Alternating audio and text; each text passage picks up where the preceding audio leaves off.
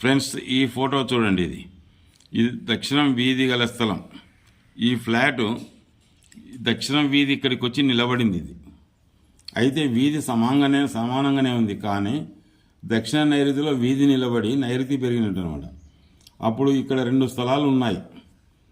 అయితే దక్షిణం వీధి 2వ ఫ్లాట్ దగ్గర ఆగింది.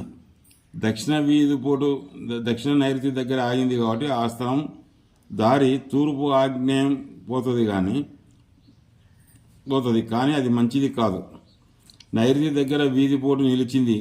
వీధి నిలిచిన విధి నిలుస్తుంది.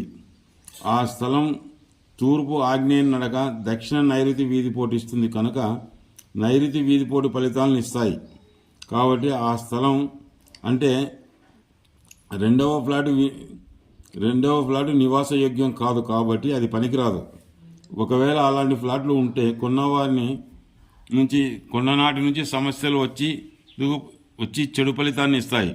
వాటిని అమ్ముకోండి. వాయువ దోషాలు వర్తిస్తాయి. ఇక్కడ ఉన్న ఫ్లాట్లలో ఈ స్థలం పనికొస్తుంది, ఈ స్థలం పనికిరాదు. ఇది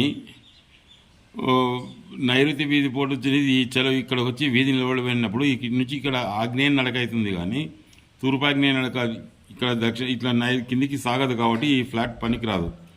ఈ ఫ్లాట్ కట్టుకోవచ్చు. ఇక ఈ ఫ్లాట్ చూడండి, దక్షిణ నైరుతి వీధి పోటిస్తుంది. ఇక్కడ చూడండి, ఇది పశ్చిమ వీధి గల స్థలం. ఇక్కడ దక్షిణం నైరుతి వీధి పోటిస్తుంది. దక్షిణ నైరుతి వీధి పోటు ఇస్తున్న స్థలం. ఈ స్థలం వీధి పోటు ఇచ్చినంత వదిలి కట్టుకోవచ్చును. అలా వదిలివేయడానికి వీలు కాని పక్షంలో వదిలివేయవలెను. ఒకవేళ కట్టినా ఇబ్బందులు పడతారు. దక్షిణం వీధి కలిగిన స్థలం చెడుపు చేస్తుంది. ఇది దక్షిణం వీధి. ఇక్కడ 2వ ఫ్లాట్ దక్షిణం వీధి కలిగిన స్థలం. అంటే దక్షిణ ఆగ్నేయం నుంచి చెడు చేస్తుంది. అంటే మంచి చెడుల ప్రభావం 2 సమానంగా ఉంటాయి. ఇక 3వ నంబర్ గల ఫ్లాటు, 3వ నంబర్ గల స్థలం దక్షిణ ఆగ్నేయ వీధిపోటు ఇది చాలా మహత్తరంగా రాణిస్తుంది. ఈశాన్య వీధిపోటు తర్వాత సత్ఫలితాలు ఇచ్చేది ఇది ఒకటే.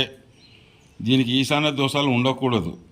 ఇక్కడ దక్షిణాగ్నేయ వీధిపోటు ఇక్కడ ఇస్తుంది. చూడండి ఫ్రెండ్స్, ఇక్కడ దక్షిణ వీధిపోటు ఇస్తుంది, ఇక్కడ నైరుతి వీధిపోటు ఇస్తుంది. కాబట్టి ఈ ఫ్లాటు కొంచెం బొత్తిగా పనికిరాదు. ఇది మిశ్రమ ఫలితాలు ఇస్తుంది. ఇదైతే మహత్తరంగా రాణిస్తుంది. ఇక్కడ కూడా అంతే. ఈ ఫ్లాట్ పనికి వస్తుంది, కానీ ఈ ఫ్లాట్ పనికిరాదు. కాబట్టి ఈ ఫ్లాట్ వదిలివేయడం మంచిది.